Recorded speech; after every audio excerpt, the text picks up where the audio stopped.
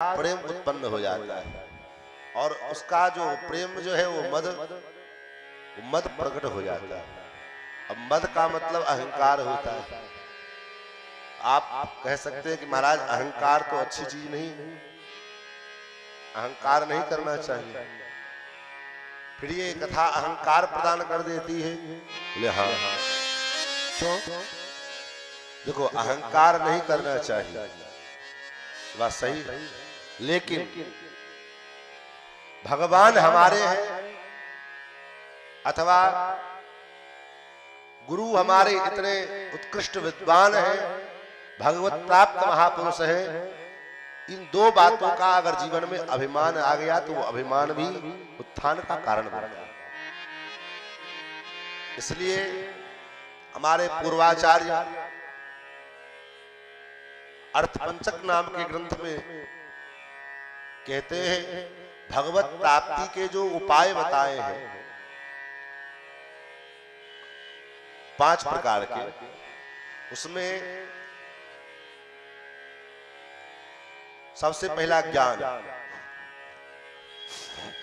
कर्म, भक्ति, प्रपत्ति और अंत में आचार्याभिमान। हमें इस बात का अभिमान हो कि हम इस परंपरा में, ऐसे गुरु की परंपरा में हम जो है दीक्षित हैं, अपने आचार्य का अभिमान हो, वो अभिमान भी जो है जीव के कल्याण का कारण है। अथवा भगवान हमारे हैं इस बात का अभिमान हो गए तो भी अभिमान भी कल्याण का कारण होता है। इसलिए मानस में कहा गोस्वामी जी ने, अस अभिमान जाए जनि भोरे, अस अभिमान जाए जनि भोरे, अस अभिमान जाए जनि भोरे, अस अभिमान जाए जनि भोरे, मैं सेवक रघुपति पति मोरे, मैं सेवक रघुपति पति मोरे, मैं सेवक रघुपति पति मोरे, मैं सेवक रघुपति पति मोरे, अस अभिमान जाए जनि भोरे, मैं सेवक रघुपति पति मोरे।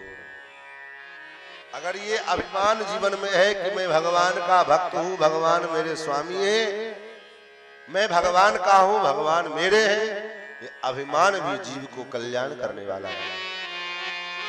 और ये एक अभिमान कब आएगा? बोले भगवत कथा श्रवण कर। इसलिए गोपियां कहती है श्रवण मंगलम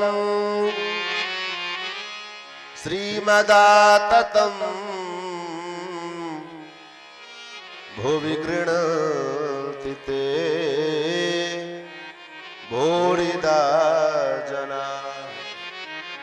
भगवान की ये कथा अमृतमय है, इसको पीने वाला कभी मरता नहीं है। तो क्या फिर इसको कथा को पी लेंगे तो अमर हो जाएंगे? बोले अमर का मतलब ये मत समझना कि संसार से मृत्यु नहीं आएगी, ये तो मृत्यु लोक है। इस संसार में आए हो तो जाना पड़ेगा, लेकिन तो फिर मौत कैसे नहीं आएगी? बोले मृत्यु का जो भय है ये भय नष्ट हो जाएगा। यही कथा श्रवण का फल है। कथा श्रवण का फल ये नहीं है कि आपके समाज में खूब जय जयकार हो। कथा श्रवण का फल ये भी नहीं है कि चलो दिन दुना रात चौगुना उत्थान होने लग गया, अच्छी बात है, भगवान कृपा कर दे। कथा श्रवण का फल ये भी नहीं है कि हमारा जो है जिस कार्य में हम हैं, कार्य क्षेत्र में हमारा कार्य क्षेत्र विस्तृत हो जाए, तब कथा का फल यही है।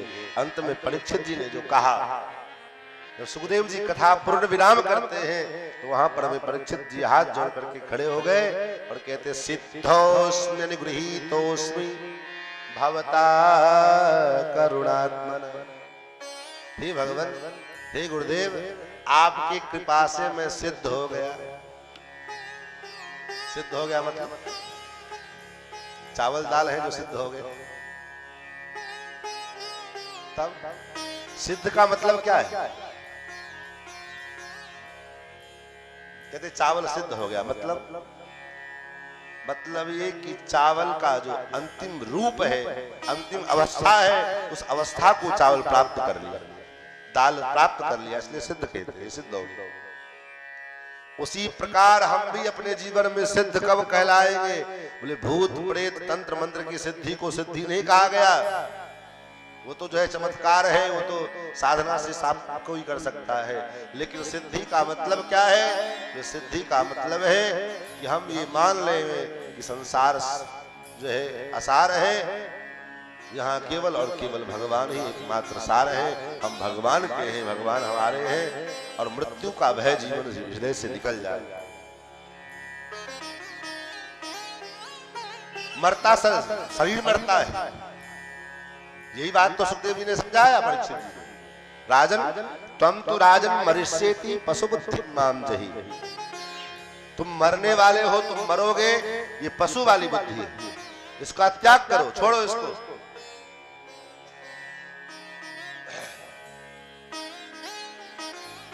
मरता पशु है, जो पशु है वो मरता है, शरीर मरता है, हम नहीं मरते। आत्मा कभी न मरती है न कभी पैदा होती है। आत्मा तो, आत्मा के विषय में गीता में वर्णन, आज गीता जयंती भी है ना, अग्रहण शुक्ल एकादशी के दिन गीता जयंती का, गीता का प्रादुर्भाव है। गीता में भगवान कहते हैं, हे अर्जुन, अछेद्यो यमदाहियो यमक्लेद्यो सोसेव च।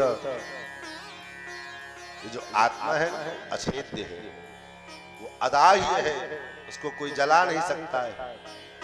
अक्लेद्य है, अशोष्य है, उसे कोई सुखा नहीं सकता है। नैनम छिन्दन्ति शस्त्राणि नैनम दहति पावकः न चैनम क्लेदयन्त्यापो न शोषयति मारुतः। न कोई आग उसको जला सकती है, न कोई शस्त्र उसको काट सकता है, न पानी इसको डुबो सकता है। यह तो अजो नित्य शाश्वतोयम पुराणो, यह तो नित्य है, शाश्वत है। और सबसे बड़ा सद्गुण क्या है इस आत्मा का? भगवान कहते हैं ममैवांशो जीवलोके, ये मेरा अंश है, हम भगवान के अंश हैं। ऐड़ा गहरा नत्थु खैरा पच कल्याणी नहीं, भगवान के अंश है। शेर का बेटा शेर ही होता है, गीदड़ थोड़ी होता। लेकिन अगर वो शेर का बच्चा अपने स्वरूप को भूल जाए अज्ञानतावश, और गीदड़ के झुंड में रहने लग जाए, तो भी गीदड़ जैसा व्यवहार करने लग जाता है। लेकिन फिर समय आने पर में जब कोई ज्ञानी शेर, कोई अपने स्वरूप को समझने वाला शेर उस बच्चे को समझाता है कि तुम गीदड़ नहीं, तुम मेरा बच्चा, तुम मेरे शेर हो, तो अपने स्वरूप को समझता है। उसी प्रकार हम उस परमात्मा के अंश हैं, उस ठाकुर के अंश हैं, जो कैसे हैं, जो आनंद के सिंधु हैं, सुख के राशि हैं। और ऐसा होते हुए भी दिन रात रोते रहते हैं, रोते रहते हैं। क्यों रोते हो भाई? क्या कारण है रोने का? इसलिए रोते रहते हैं क्योंकि विषय वासनाओं में पड़ करके हम अपने स्वरूप को भूल गए हैं कि मैं कौन हूं। मैंने कल कहा, बच्चा जन्म लेते ही सबसे पहले कहता कोहा, मैं कौन हूं, कोहम कोहम, मैं कौन हूं। अपने आप को हम भूल गए हैं। तो जब अपने आप को भूल गए हैं तो कोई संत सदगुरु आचार्य जो अपने स्वरूप को समझने वाले हैं, जानने वाले हैं, ऐसे संत सदगुरु आते हैं और हमें समझाते हैं कि तुम साधारण जीव नहीं हो। तब ईश्वर अंश जीव अविनाशी, ईश्वर अंश जीव अविनाशी, ईश्वर अंश जीव अविनाशी,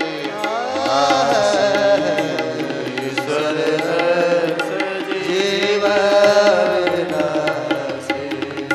चेतन अमल सहज सुख राशि, चेतन अमल सहज सुख राशि, चेतन अमल सहज सुख राशि, चेतन अमल सहज सुख राशि, चेतन अमल सहज सुख राशि, चेतन अमल सहज सुख राशि, ईश्वर अंश जीव अविनाशी, ईश्वर अंश जीव अविनाशी। तो ये ज्ञान कहाँ से होगा? बोले सत्संग में जब जाओगे, कथा में मन लगेगा तब। अब पता लगा कथा में बैठे रहोगे, इधर कान लेकर के इधर जाओगे, कान लेकर के इधर डोलोगे, तब जो है तब समझ में नहीं आएगा।